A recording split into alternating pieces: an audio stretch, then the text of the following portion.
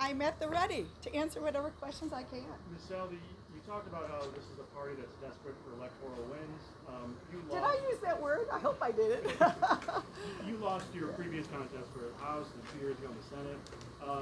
Why should Illinois Republicans trust you to lead them to victory? Oh, because I'm a team player, and I love this state, and I've met so many amazing Republicans who are now on the ballot, and I believe with my energy and commitment 100% to their electoral success, great things will happen. You know, you learn a lot through a loss, and I've had the privilege of being the Republican nominee once. I lost a primary once, so I think now at the helm of the Illinois Republican Party, I'll be able to apply all of those lessons I've learned to winning elections in the future. Bruce Rauner and Ken Griffin have both left Illinois. You aren't getting a ton of money from Dick Uihlein anymore.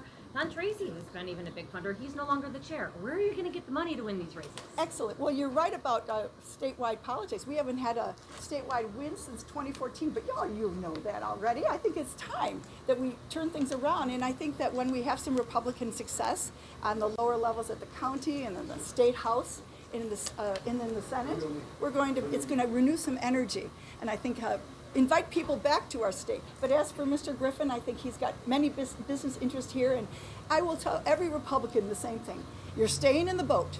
You can put your oar up for a while and let us paddle for you. But I believe that we're going to see a lot of people who believe in Illinois coming back and supporting many of the fine candidates. So what are the best races? What are the races that you'll be focusing on? We have two, and when you look at Congress, there's 2 seats that some say could be winnable. You said there are 5 seats you could flip. So what's the focus? You know, excellent question. Thank you, Lynn. There is not one candidate that I will abandon with my energy and commitment. Now, where the money gets divvied out, I don't think there's going to be a lot of happy people because there's a lot of candidates and just a small purse. But I think that you're going to be surprised at the leadership that Senator Bryant here and Senator McCombie, there's not one of our candidates at any level that will be orphaned. We're going to put our How would the Illinois Republican Party going to navigate the issue of abortion? Should there be a national abortion ban? And do you support the Republican platform that invokes the 14th Amendment to protect fetal person? You know, when I was a candidate, I often return the question and say, when is the last time I heard one of the Democratic incumbents spoken about some of the atrocities on that issue, the late-term abortion? And I think that is needs to. Perhaps you can ask those questions because the voting electorate needs to know how radical the policies are on that issue. But I can tell you, on that issue, I know that we will adhere to the Republican platform. We are a party of the people, of freedom, and I'm very honored to be the next chairperson. Do you support a national ban on abortion? My position as the party chair will be to collaborate with every person who's on the ballot to support them in winning their election, and I support the Republican platform. Your predecessor talked about an unsettled party, kind of sort of an unmade bed. How do you describe your plan to get the party to coalesce? Well, you know, it's already started to happen here. I've seen people who haven't talked to each other in a great deal of time come back and say, Kathy, we're on the same page now. And I think we need to be respectful and be able to sit at the same table. You know, we are not the party. We are a party that sometimes airs our differences in public, but the other party, they have a lot of differences too. And maybe what we should do is have a more collaborative system, which we, the Republican Party, are modeling here in Illinois. Rauner and Griffin aren't the only ones that have left. We've seen year after year a population decline. What's the Republican Party and the minority going to be able to do to get that message out that things are not working, to draw more people in the state? Winning elections through unity. And then I think that we'll be able to restore some hope. Illinois is an amazing state, and I think the only thing that we suffer from is bad government policies, which drive people out because they can't afford it here any longer. And I think when we make that message one-on-one and in groups of people, me and my colleagues here, you know, Leader McCombie and Terri Bryant and the team, great things are going to happen. So I'm happy to usher in a new Republican Party and capitalize on the mistakes of the past and move forward to win elections here in Illinois. Have you called Jim Edgar? Have you called Jim Edgar? Have you talked to Jim Edgar? Jim Edgar has been such a model for many of us, and I think that his statesmanship is sorely missed by all Illinoisans. Did you encourage him to come here for the convention? I haven't spoken to him in the last few days, but I know that he's on board with our vision for winning elections here in Illinois. You said that Republicans should call people out, each other out. Leader McCombie said she gave you the advice to surround you with people who will tell you no. What do you think are the worst impulses of, certain Republicans in the base of the party that, have caused the party to not be super relevant here in Illinois? I could only speak to how I've done, how I've led in the past. And I ask each one of my Republican colleagues to be sandpaper, to make me a fine and strong and effective leader. And my effectiveness will be judged in working hard and turning things around by winning elections here in Illinois. And that is my single and solitary goal as the new chairman of the Illinois Republican Party. How will I do that? I will just do it by relying on people and asking them to give account for what they've done to this singular goal. And sometimes if you ask for other people, and I will be accountable to those people I collaborate with, by becoming transparent, collaborative, and establishing lines of communication and keeping those lines of communications open, I expect that we're going to win elections here in Illinois. You said that there were mistakes. What mistakes? How do you regain ground in the Chicago suburbs as the party continues to move politically on the right? Well, I don't know where you live right now, sir, but I could tell you, no matter where you live, ask anybody. Are they suffering in their budgets? Are they having to get a second job in order to make ends meet? People are suffering, whether it's at the gas pump or suffering when they go shopping. They're having to make choices not to get meat or bacon or how to adjust their food budget. Everybody is making sacrifices. And I think that they say, what is going on? And I think that our policies, the policies of the Republican Party here in Illinois and nationally, offer the relief that Illinois families and businesses need. I mean, inflation was worse in 2022, and it, in Illinois at least, nationally, Republican messaging on that did not do as well as Republicans had hoped. Well, a lot of you are responsible here to make sure that the words that I say and the vision I share will be correctly reported. And I think it's going to give a lot of hope. And I know I can trust you to that role too. I'm gonna back her up. All right, let's give her a minute. Let's give her a second. Come on in here, girl. Come over here. Let's give her a minute. All right. Leader, bring it on, fellas. Leader, you said that you're going to flip 5 seats in this election. Where are those seats? What seats are you targeting? They're going to be all over the state, and you just watch. But you don't have any specifically. No, you all know which seats we're looking at. You all, well, you can all look at the Illinois Board of Elections. We have seats. We have 40 seats that we're looking to keep, obviously, which is very important that we keep those. But we have seats in the suburbs that we're looking at. There's 2 open seats that are very important to us. We obviously, that's the 76th and the 45th. Those are very important. But the suburbs, we are going to be playing there. And there's also downstate. We have the Katie Stewart Job Protection Act. That is an interesting seat. I'm not going to say that's going to be a flip seat, but that is one that we're very interested in now. Madison County is very upset. Voters don't like to be told who is going to be their representative. So that is a seat that became interesting for us. Certainly not one on the target, but that is one that we are now interested in.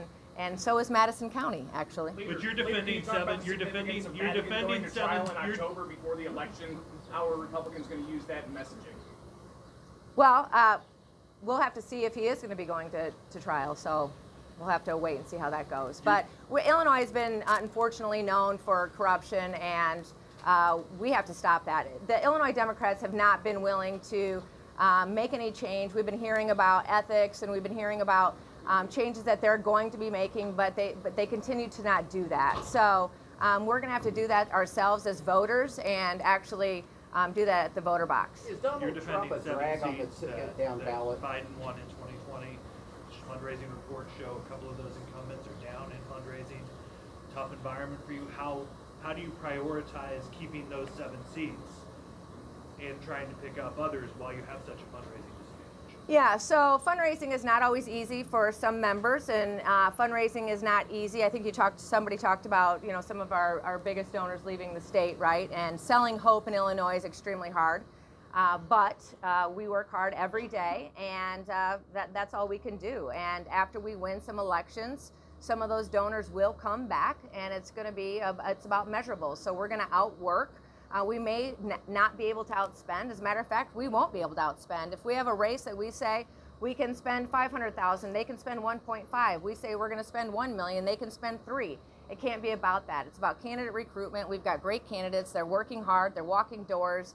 They're hearing what is needed by the voters, and that's how we're going to win, by working hard, listening to the voters, and that's the most important thing. Can you give us one concrete example of a piece of advice you gave Ms. Salvi to try to bring the party together after her predecessor said it was infighting that led to his exit? One specific example. Well, when I picked my leadership team, I looked about the geographic of the state. So I'm from the farthest northwest corner, and so I geographically wanted to pick my leadership team so every part of the state was covered. Also, I wanted people on my team that was going to be strong enough to tell me no, so when I was going off the rails, right? So, but we do a lot of that behind closed doors, and they also uplift me when I need it, because sometimes it's not easy, and I need that boost.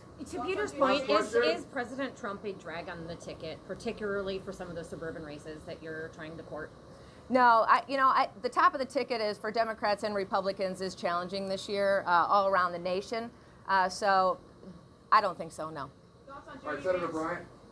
I don't know enough about him, but I'm excited to see him as the candidate. So I want to come back, actually, if I could, to a question that Greg gave about people who are leaving and bringing them back.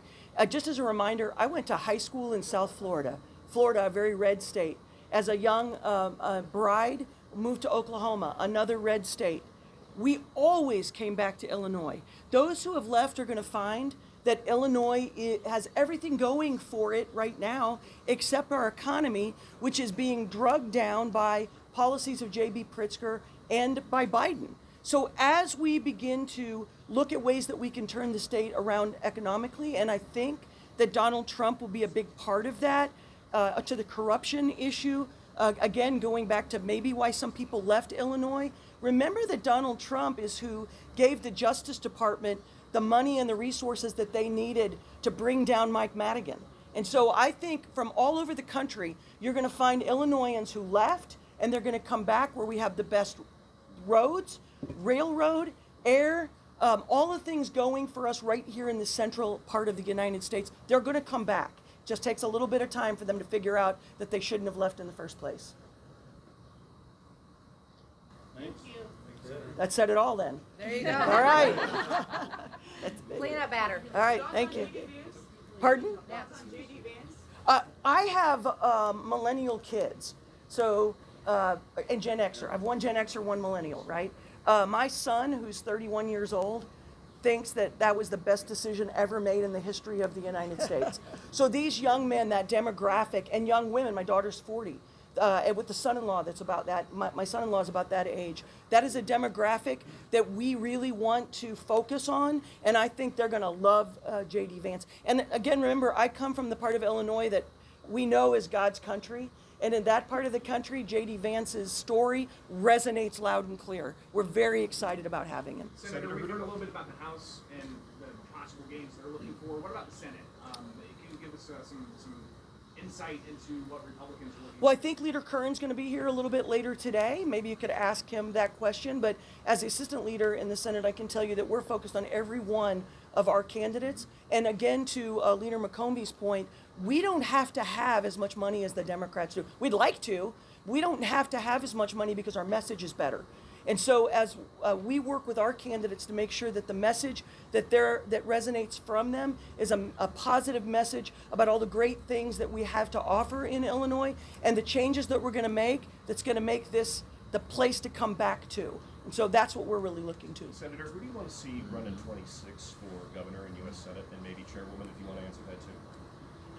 Honestly, we have a pretty good bench. I think you're going to find that there are a lot of young up-and-comers and some folks that are going to maybe come out that haven't been on the radar before. And we're going to wait and let them kind of bring their own message out. But I think we have enough good candidates on our bench to have some very good possibilities in 2026. Senator Bryant, maybe? No, don't anybody think that. Do you want to share your thoughts on I would agree Yeah. completely. I think we have so many fine candidates, and the Illinois Republican Party apparatus will be out to win in the general election in 2026. So. And what about our Vice President Vance? Is a nominee. No, press gaggle's done. Okay. Press gaggle's done. Thank you. Thank you, everyone. Thank you. Thank you.